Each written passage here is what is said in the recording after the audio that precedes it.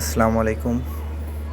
এটা আমার বিল্ডিংয়ের চারিপাশে এখন স্যানিটারি পাইপগুলো লেইংয়ের কাজ চলিতেছে।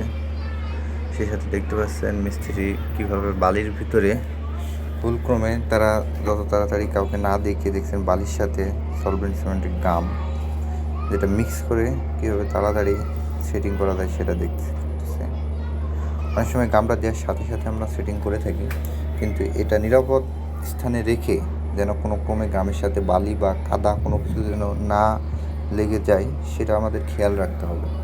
দেখছেন যে এটা সম্পূর্ণ নিচে ইট বা কোনো কিছু না দিয়ে সম্পূর্ণ কাদামাটির ভিতরে কীভাবে ফিটিং করতেছে, যা এটা কখনোই আমাদের মেনে নেওয়া উচিত নয় এবং এটা করতে দেওয়াও আমাদের উচিত নয়, কারণ এটি সঠিক পন্থায় নিচের দিকে ভালোভাবে গাম না দিয়ে এটা লাগিয়েছে, যার পরিপ্রেক্ষিতে এটা এখন হয়তো বা এটা ফলশ্রুতি পাবে না, কিন্তু এক সময় এটা নিচের দিকে লিকেজ দেখাবে এবং যার পরিপ্রেক্ষিতে পানি বাইর হওয়ার সম্ভাবনা থাকবে।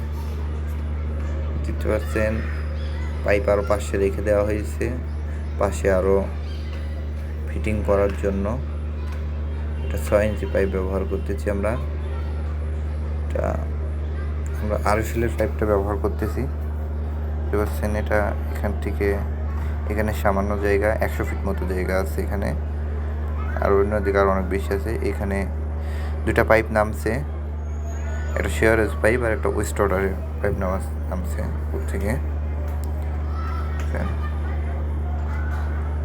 বৃষ্টি হয়েছে সকালে, বৃষ্টি হওয়ার কারণে পানি জমে আছে এখনো।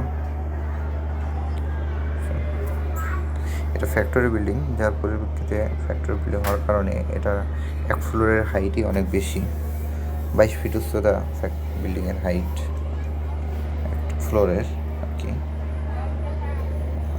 এখানে মিস্ত্রি চেক করতেছে অবশ্যই।